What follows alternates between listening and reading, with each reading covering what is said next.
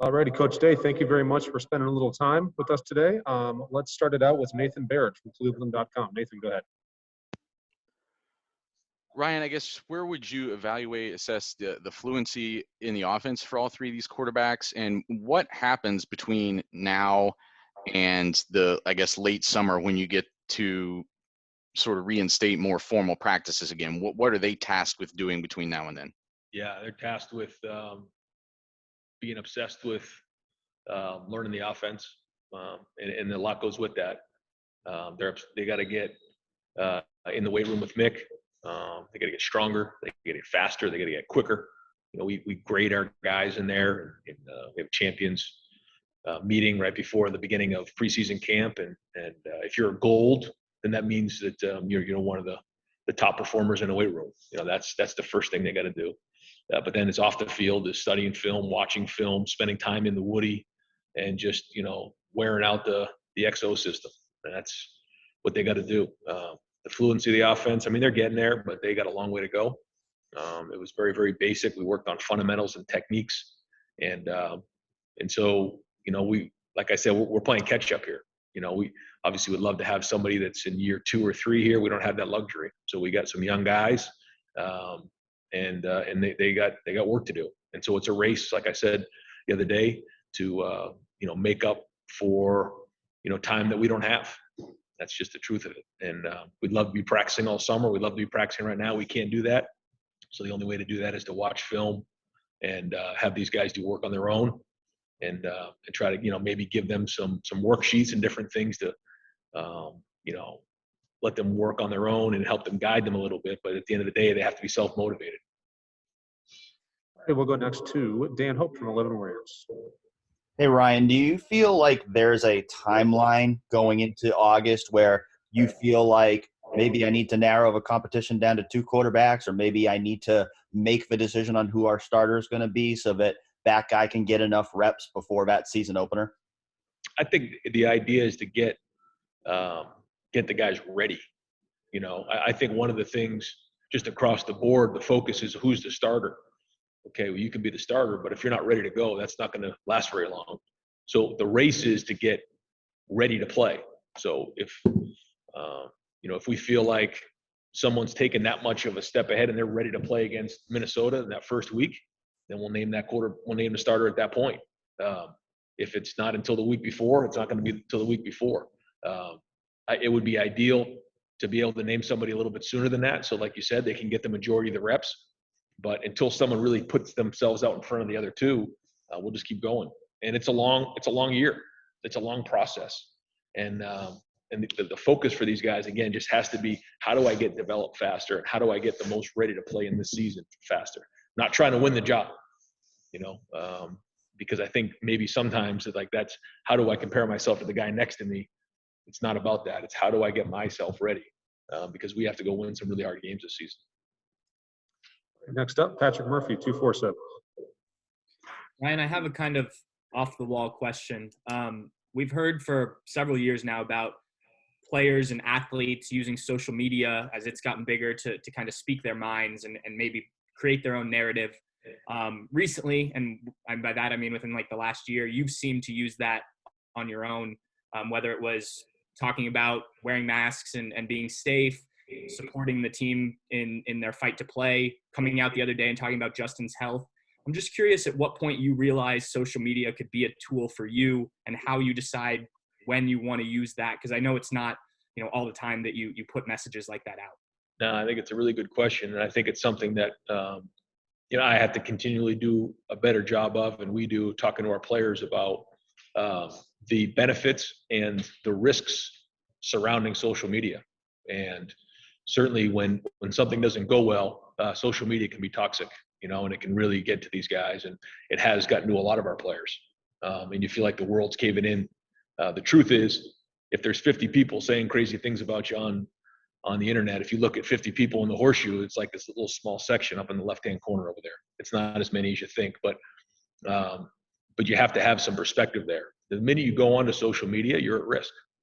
You're at risk to all the people who make comments and do different things. And so understanding that before you step into that world is important. I think it is very powerful.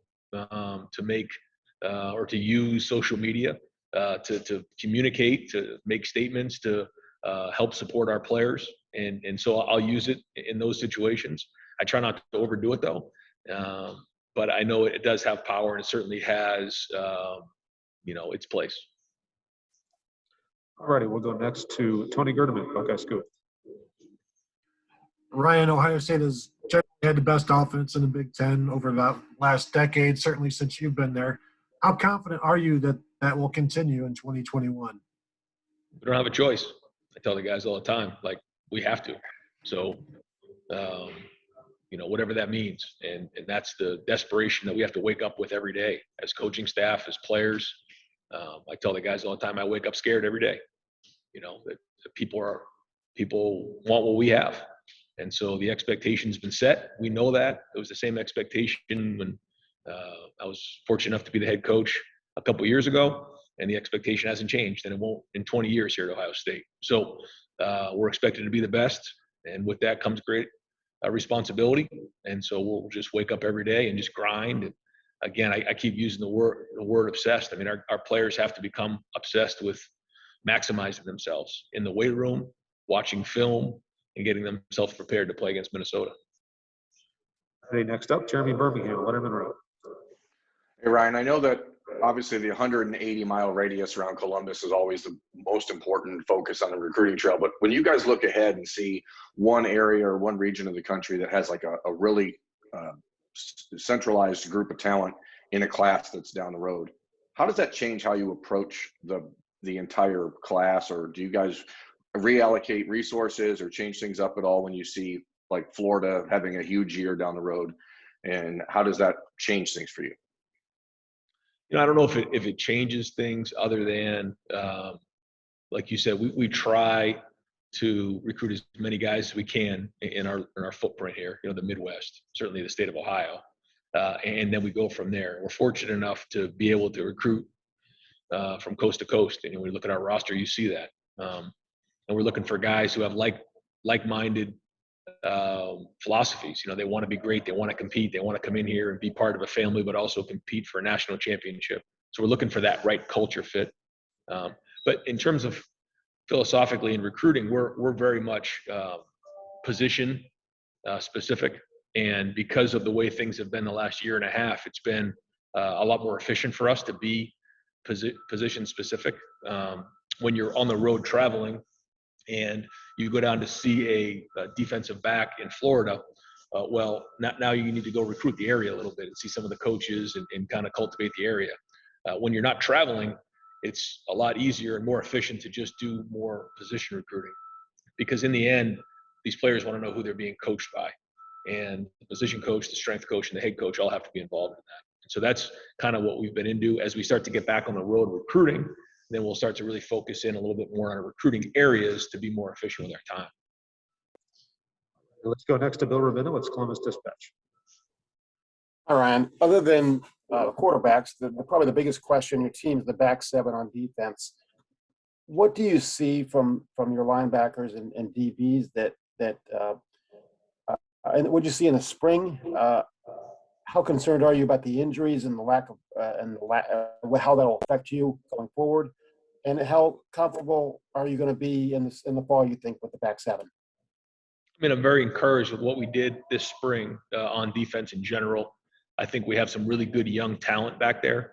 And, the forecast is that we're going to get everybody back here. So we did have some surgeries, different things. And so that was frustrating that these guys weren't able to get as many reps in the spring as you would like. But the good news is the cavalry's coming on this thing, and we're going to have a really great depth back there. When you look at our numbers and where we're projected to go into preseason camp, I'm fired up about that. But like you said, summer is going to be really, really important. Preseason is going to be really, really important. We do have some guys who have had some reps back there with Seven and Cam. Those guys have been in the program for a while. Marcus Williamson. But we also have some young guys, some freshmen that are coming in. But I was encouraged by what I saw back there. I thought that some of the young guys really stepped up, and they used these 15 practices to get better. So we're going to be much deeper in the secondary than we've been. We're also going to be younger. So there's a give and take there, but I think the future is very, very bright. And I'm really happy with where our recruiting is at and where our talent level is back there. All right, Thanks. next to Doug Lamerise, cleveland.com. Hey, Ryan, there's some, these stats, but I saw the stats. Justin and his time at Ohio State seemed to, you used him to throw down the field a lot. He threw maybe fewer screens or RPO, shorter stuff than some of the other top quarterbacks than Trevor Lawrence or Mac Jones. We know when you got here, a lot of mesh routes with JT. Dwayne got the ball out of his hands quickly. With where your quarterbacks are now, would you imagine in this season you'll emphasize the short passing game a little bit more, get it out of their hands with the young quarterback? Or do you want to be an offense that throws the ball down the field a lot, and that what we saw with Justin is more indicative of where this offense is now? Again, another great question. I think we're still not there yet with these guys, figuring out where we want to spend our time in terms of emphasizing. Our offense is our offense. It hasn't changed, when JT was the quarterback, when Dwayne was the quarterback, when Justin was the quarterback. But to your point, what do we want to emphasize? The plays really haven't changed. But if you have 100 plays in a game or 80 plays in a game, when do you want to, emphasize based on their strengths? 3 different quarterbacks, very similar, but I think all 3 have different strengths and weaknesses. And so as we go into a game, we're certainly going to do the things that they, do best. And I don't think I have the answer to that yet. I think some of them do get the ball out of their hand quickly, and that's good. I think they do have good accuracy underneath. But I also think that they do a decent job down the field as well. So in a perfect world, you'd like to do a little bit of both. And if that's what we do, that's what we do. But again, the strength of college football coaching is to find out what they do really, really well and emphasize that. We're still not there yet, though. All righty, we'll go next to Whitney Harding. Whitney, go ahead. Hey, Ryan, it feels like every offseason from college football, there's the question of, is overtime going to change? And it finally did. What do you think about the new overtime rules and the other rules that have been brought up as far as potential changes to offseason practice and things like that? Yeah, I think the overtime rule makes sense when you see some of these games. I know some of the crazy games have gone 6 and 7 overtimes, and that's not good for the players. So I get it. It's not ideal, but I think it makes sense for player safety. And yeah, the stuff that goes on in the summer, I just think we need to really talk that and think that through and make sure we're not rushing into a decision on that, because we've been doing things a certain way for a long time, and I don't think we want to change just to change. But certainly, I think it's worth a conversation. Okay, let's go next to Austin Ward, Letterman Row. Ryan, is there something that you didn't get accomplished in spring that you thought you would or you wanted to? No, not really. I think that the fundamentals and techniques were just the huge emphasis point. There were still some guys who got injured, like I think Bill was talking about in the back end, that I wish those guys got more reps across the board. But for the most part, we got what we wanted accomplished in the spring. And I would say the most got done in that 9 to 13 practice right there, when things got hard and some guys couldn't sustain. They struggled, and other guys did. They worked their way through practice, and that we found out a lot about the team, and that was really, really well done. So still got work to do, but overall, I think everything we wanted to get done, we got done. Thanks. Let's go next to Jared Smalley, WCMH. Ryan, you had, as mentioned a moment ago, you issued a social media statement about Justin a couple of days ago, and I wanted to follow up on that about working with him through that process, about managing his health over the past couple of years. Obviously, it wasn't public knowledge of what he was dealing with. How you all worked with him on that, what you encountered, maybe some challenges that you encountered that you had to work through in figuring out how to make sure he was healthy, let alone able to play football. I think one of, or a couple of the strengths of Justin, if you ask me, my favorite things about Justin, one, I would say, is his work ethic, the way he comes and grinds every single day. And then two, the way he takes care of his body and his health. You know, he went to a vegan diet. He takes all that stuff very, very seriously. And, you know, we never had any issue with his health. I mean, he was reliable, never missed a game. You know, the only snaps he missed was after taking a shot in his knee, and then the shot he took in the Clemson game. He was always a pro about his body and his health. So never really had to worry about that. Even, you know, when he took those shots and had to come back from those games and then play the next week as well. So was a pro, was durable, was reliable, and never had to worry about any of that stuff with Justin. All right, let's go next to Dennis Dodd, CBS Sports. Hey, Ryan, kind of dovetailing off that, in a relatively short amount of time, you've been on both sides of the draft. You've had to evaluate players and then have them evaluated. Specifically, what, you know, on the college side, what goes through your mind when you see these guys scrutinized like Justin? You know, you know their character, you know how they can play, but it's almost they're built up to a point, you know, to tear them down by all the pundits. Yeah, I get frustrated. You know, I feel like there's a lot of people in the draft, and some guys get a pass and some guys don't. And certainly people have taken shots at Justin. Though when I think about being the quarterback at Ohio State, when I, you know, talk to families and their recruits, you know, we say it's like being the shortstop of the New York Yankees. With that comes great scrutiny. There's pluses and there's minuses to everything. And I think one thing too that Justin did an unbelievable job of is handled that when he was here. You know, he kind of isolated himself. He didn't have a lot of people get to him. It was kind of him and his dog in his apartment a lot. And he did a great job of handling what comes with being the quarterback at Ohio State. And along the lines, you know, you're going to get different scrutiny along the way. And that's part of, I guess, America, you know, and they build you up and they try to rip you down. And there's vulnerability and there's exposure there. But the one thing about Justin, he never gets rattled at all. I mean, it just actually fuels his fire a little bit, which I think is a good thing. And now when you look at some of the more successful quarterbacks in the NFL, they've been through adversity. And this is just kind of one more level of adversity he's had to go through. It's just people taking shots at things that I think are his strengths. So it's been a unique. And yeah, to your point, I've been a little frustrated to hear some of the things that have been said, but he stays above the fray. And I know he's just fired up about getting back to football. Thanks. Yep. All right, we'll do about two more for Coach Day. Let's go to Bill Landis from The Athletic. Bill. Hey, Ryan, when we come off a season in which you get the national championship and the game goes the way that yours did, I think a lot of folks might anticipate sort of macro level sort of sweeping changes to address that. But it seems like maybe your focus is more, you know, micro, smaller than that.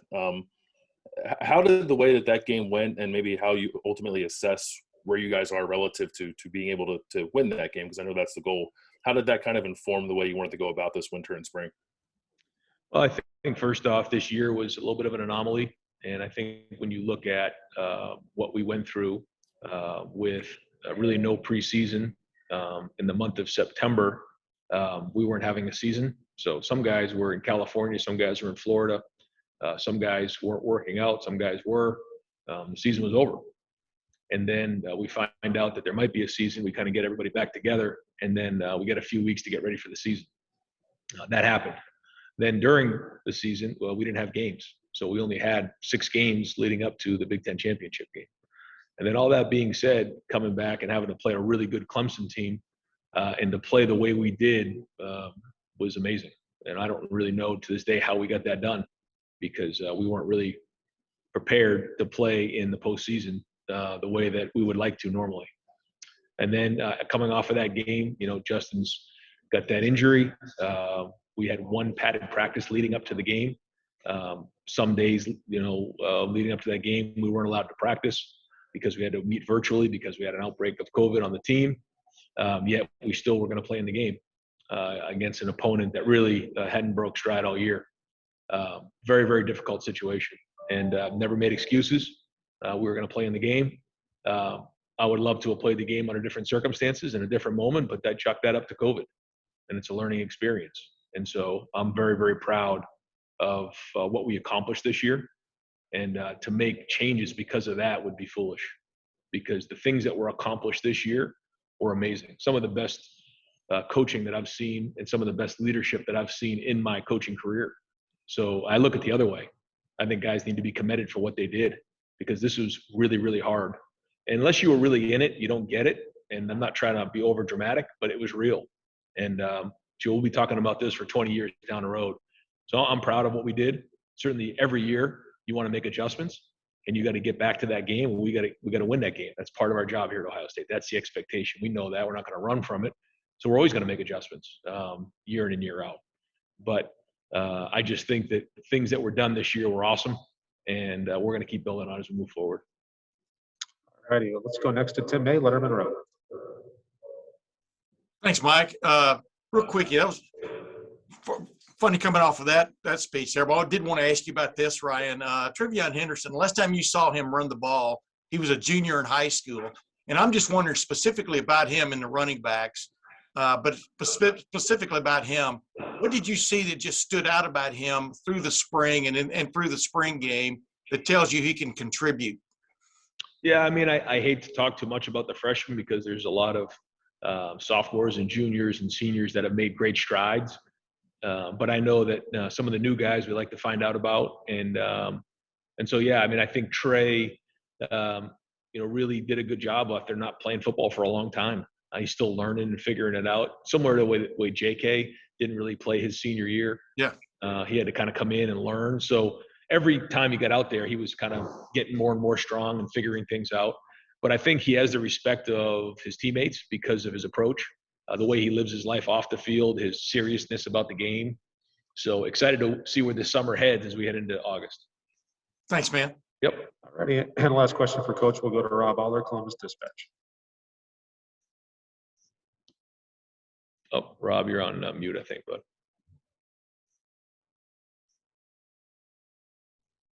How's that? Yep, got you now. You and Justin are very close. Was there discussions about keeping his epilepsy private? And now that it's leaked, have you two been able to talk to maybe turn him into a spokesperson to kind of take a potential negative, turn it into a positive, or where does that stand? Just your discussions and his situation. Yeah, we didn't have a whole bunch of conversations about it. Justin's a private person, and that's his business. And we just talked about how he's going to handle it and the medication that he takes, and he always was a professional about that. And because of that, it was never really an issue, and it was never really much of a topic of conversation. Again, I think one of the best things he does was take care of his body, and he did that there. Yeah, never really discussed it that way, but we'll kind of see as we move forward what he wants to do with it. You're not surprised it got leaked, I'm guessing. I don't know. I mean, Justin is a private guy, and I'm not sure that he wants the world to know some of his private things. But I guess when you're about to be one of the top quarterbacks taken in the draft, you're exposed to some different things, and I guess that's kind of the way it goes. But I'm sure it's not something he wanted to share with everybody. All righty, Coach. Thank you very much for your time. Really appreciate it today. All right, guys. Have a great weekend. Thanks.